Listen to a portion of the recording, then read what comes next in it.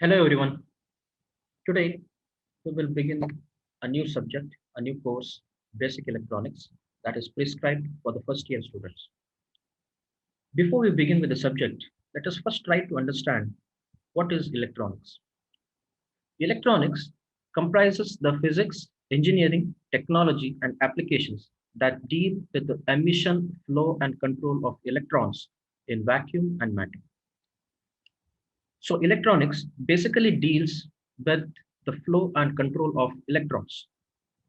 How is electronics different from electrical engineering?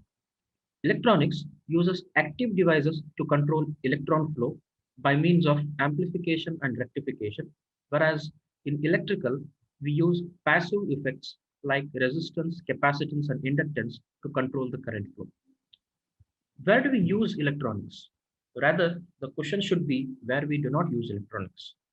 Right from the mobile phone that you might be holding in your hand to the complex defense and military systems, we find electronics everywhere. So this is the image that you get when you search for the applications of electronics on the internet. But do not mistake electronics for electronic gadgets, because electronics is not just gadgets, it's beyond that. These images are of different electronic gadgets that we use in our everyday life, like mobile phones, maybe laptops, computers, air conditioners, sound systems, and other things. But electronics is much beyond this. We find the applications of electronics, of course, in these gadgets. Apart from this, also we use them in instrumentation, in telecommunication, in biomedical engineering, in radar systems, in defense, in military applications, in signal processing, in multimedia applications, and also in space applications. Let us have a look at the brief historical background of how electronics has evolved. The initial electronic circuits were made of vacuum tubes. So these vacuum tubes played a very important role in electronic devices that were used before the invention of transistors. So it was in the year 1947 that three gentlemen, John Bardeen, William Shockley, and Walter Brattain, invented transistor at Bell Labs. This invention of transistor is a landmark in the history of electronics. It was in the year 1958 that Jack Kilby of Texas Instruments invented the integrated circuit. So with the invention of integrated circuit, there has been a major advancement in the field of electronics, which has led to miniaturization of electronic devices. That means the size of the electronic devices and circuits have reduced considerably. Now let us look at the scheme of the subject. The course, that is the subject name, is Basic Electronics. The subject code or the course code is 18ELN14 or 24, and teaching hours per week are 4, that is 2 hours for lecture and 2 hours tutorial. And the CIE marks, that is continuous internal evaluation marks, are 40, and SCE marks, that is semester and exam marks, are 60. Exam is conducted for 100 marks and reduced to 60. The exam hours are 3 and credits are 3. That is, this subject is a 3 credit course. So the course objectives that is mentioned in the syllabus are to understand the characteristics, operation, and applications of the diodes, bipolar junction transistors, field effect transistors, SCRs, and operational amplifiers in electronic circuits. To understand different number systems and working of fundamental building blocks of digital circuits, to understand the principle of basic communication system and mobile phones. So let us have a look at different modules. There are totally 5 modules. The first module deals with semiconductor diodes and applications, wherein we are going to look at PN junction diode, the equivalent circuit of diode, Zener diode as a voltage regulator, then rectification, half wave rectifier, full wave rectifier, bridge rectifier, and capacitive filter circuit. We also have photodiode, LED, photocoupler, and 78XX series and 7805 fixed IC voltage regulator. In the second module, we have FET and SCR, that is field effect transistors and silicon control rectifiers. You have the introduction of that. Then JFET, one of the types of FET, that is junction field effect transistor, its construction and operation, the drain characteristics and parameters, and transfer characteristics. Then square law of expression for ID, that is the drain current, input resistance, Then you have another kind of FET, that is MOSFET, metal oxide semiconductor field effect transistor. The two types, that is depletion and enhancement type MOSFET, their construction, operation, characteristics, and symbols. Then you also have one application of MOSFET in CMOS, that is complementary metal oxide semiconductor. In another part of this particular module, we have silicon controlled rectifier, two transistor model, switching action, its characteristics, and phase control application. In third module, we have operational amplifiers and applications. Here we have the introduction to op amp input modes, op amp parameters, CMRR, input offset voltage and current, input bias current, input and output impedance, and slew rate.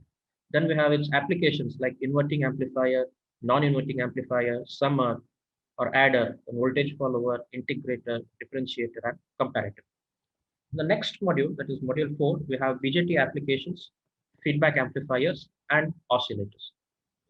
In the first part of it, we have BJT as an amplifier, BJT as a switch, transistor switch circuit to switch on or off an LED, and a lamp in the power circuit using a relay. Then feedback amplifiers, its principal properties and advantages of negative feedback, types of feedback, voltage series feedback, gain stability with feedback. Then in oscillators part, we have Barkhausen's criteria for oscillation, RC phase shift oscillator, and Weyl bridge oscillator. We also have IC555 timer and astable oscillator using IC555 timer. In the last module, that is module 5, we have digital electronics fundamentals, the difference between analog and digital signals, number systems, binary, hexadecimal, and conversion from decimal to binary, hexadecimal to decimal, and vice versa. Then Boolean algebra, basic and universal gates, half and full adder, multiplexer, decoder, SR flip-flop, JK flip-flop, shift register, and 3-bit ripple counter. We also have a small part on communication, that is basic communication system, principle of operations of mobile phone. The outcomes of this course, that is after studying this course, students will be able to describe the operation of diodes, VJT, FET, and operation amplifiers, then design and explain the construction of rectifiers, regulators, amplifiers, and oscillators, then describe general operating principles of SCRs and its application, also to explain the working and design of fixed voltage IC regulator using 7805 and astable oscillator using timer IC555, and explain the different number systems and their conversions, and construct simple combinational and sequential logic circuits using flip-flops, then describe the basic principle of operation of communication system and mobile phones. The textbooks prescribed by the university there are two textbooks. One is Basic Electronics by D.P. Kothari and I.J. Nagarath, the second edition textbook. And another one is Electronic Devices by Thomas L. Floyd. This is the 9th edition of that text. So this basic electronics, this covers almost 4 modules, and this covers some 1.5 modules of the syllabus. Before we begin with the actual syllabus, we will just have an introduction. So let us start from the Bohr's model of an atom. You know, an atom is the smallest particle of an element which has the characteristics of that element. And in an atom, there are 3 particles, that is proton, neutron, and electron. So this atom, they have a planetary type of structure which consists of a central nucleus surrounded by the electrons which are orbiting around the nucleus. The nucleus consists of positively charged particles called protons and neutral particles or uncharged particles called neutrons. And the basic particles of negative charge are called electrons. And in any atom, the number of protons and number of electrons are the same. The electrons revolve around the atom in respective shells. So you can see an example or illustration of the Bohr model of an atom for a silicon atom. In silicon, the atomic number of silicon is 14. So there are 14 protons in the nucleus and 14 electrons which are orbiting around the nucleus in their respective orbits. You can see there are 3 shells. Electrons are organized in 3 shells. In the first shell, there are 2 electrons. In the next shell, there are 8 electrons. And in the last shell, there are 4 electrons. The outermost shell of an atom is called the valence shell. Yes, the outermost shell is known as the valence shell, and the electrons in this shell are called the valence electrons. So you can see in case of silicon, there are four valence electrons. These valence electrons are at a high energy compared to the electrons that are close to the nucleus. So these electrons contribute to chemical reactions and bonding within the structure of a material and determine its electrical properties. That means whether the element is a conductor or insulator or a semiconductor.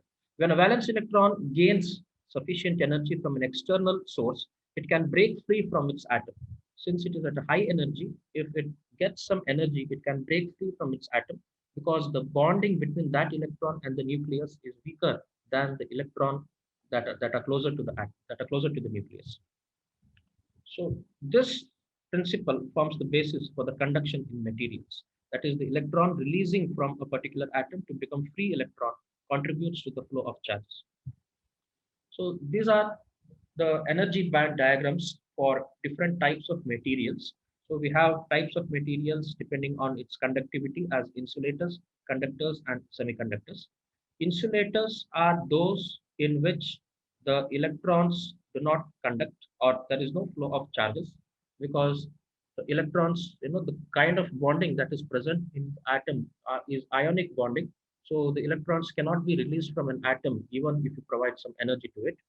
Whereas in case of conductors, we have metallic bonding, which is a weak kind of bonding. That is, the electrons in the valence band can move to the conduction band, and the valence band and conduction band they overlap. You can see the energy diagram. The valence band and conduction band overlap. Whereas in insulators, there is a huge gap between the valence band and the conduction band. Whereas in semiconductors, there is a gap, but that gap is less. That means by providing a little energy, the valence band electrons can move to conduction band. That means they can contribute to the current flow. And in electronics, we use these kind of materials, that is semiconductors, for controlled flow of charges. So this is an example of the valence electrons in the semiconductor materials like silicon and germanium. So the atomic number of silicon is 14 and the atomic number of germanium is 32. And in the outermost shell, there are 4 electrons, you can see. So this outermost shell can actually hold 8 electrons, but there are only 4 electrons. That means there are 4 holes. The absence of an electron is called a hole. So there can be an electron here, but it is not there. So you can call there is a hole here. There is a hole in this particular place. A hole is an absence of an electron. That means there is a capacity for holding an electron, but that electron is not there. So these holes, they play a very important role in the bonding of in the type of bond that is present in semiconductors. So the kind of bond that is present in semiconductors is called covalent bond. So as we have seen, if these are semiconductor atoms or silicon atoms, the valency of these electrons are 4. That means in the outermost shell, there are only 4 electrons. But you can see in this particular orbit, there are 8 electrons. So the 4 other electrons which have filled the holes of this particular silicon atom belongs to the adjacent atoms. So in covalent bond, the valence shell is shared. The electrons of valence shell are shared between the adjacent atoms. So that is why it is called covalent bond. So you can see how the current flows in semiconductors, or rather in any conductor also. This is the way, what happens is a free electron leaves a hole in the valence shell. When an electron becomes free, it leaves behind a hole. So that hole means it is an absence of an electron. It can be filled by another electron which is moving. So an electron is released from here and it fills this hole. So here it creates a hole. So this from here an electron is released and it fills this hole. So when a hole is developed here, electron from here is released and it will fill this hole. So that way the flow of electrons is going in this direction. If you are viewing the flow of electrons is in this direction, you can say the direction of holes is in the opposite direction. If electrons are moving into the right direction in this case, holes are moving in the opposite direction, that is to the left, right? So this way, the charge carriers, electrons are the charge carriers. Similarly, holes can also be viewed as charge carriers. So you can see the direction of electron is from left to right in this case. Then The direction of holes is from right to left. As we know, the direction of electrons is opposite to the conventional direction of current. That is, in this case, if the direction of electrons is this way, then conventional direction of current is to the left, right? So these semiconductors in their pure form are very poor conductors. So to improve the conductivity of semiconductors, we go for a process called doping. The pure semiconductor material or semiconductor in its pure form is called intrinsic material. The conductivity of this can be increased by adding impurity atoms. What do you mean by impurity atoms? Means atoms of other elements. The process of adding the atoms or process of adding the impurity atoms is known as doping. After doping, the semiconductor material is known as extrinsic material. There are two types of doping depending on what type of atoms are added, that is donor doping and acceptor doping, and the resultant materials of these two are also different. The first one is N-type semiconductor. This is a resultant of donor doping in which you add pentavalent impurity atoms. That means atoms which have valency of 5. For example, antimony, phosphorus, arsenic, bismuth, these are all examples for pentavalent atoms. So in place of silicon, if you consider an antimony atom, which has valency of 5, we have seen in the previous diagram that the 4 holes of the silicon at the center are filled by the electrons of adjacent atoms. But in this case, we have replaced that particular silicon, or we have added an impurity atom of antimony, which has got 5 electrons in the outermost shell. So when there are 5 electrons in the outermost shell, there are only 4 holes in the outermost shell. So those 4 holes are filled by the 4 electrons from the adjacent atoms. But there is no space for one extra electron, which is resulting from this antimony atom. So that's why that extra electrons becomes a free electron. It is not bound to any particular shell, but it is a free electron. What we have to understand here is, even though there is a free electron, the material is electrically neutral because the number of protons and the number of electrons are the same. Because we have not added an electron in this case, but we have added a whole atom. That means along with the proton, neutrons, and the electrons. So the number of protons and neutrons are actually the same. So in this type of doping, what we do is we are adding an electron for every atom added. So when we dope, we add thousands and millions of atoms together. So we add a huge number of electrons to the material, thereby increasing its conductivity.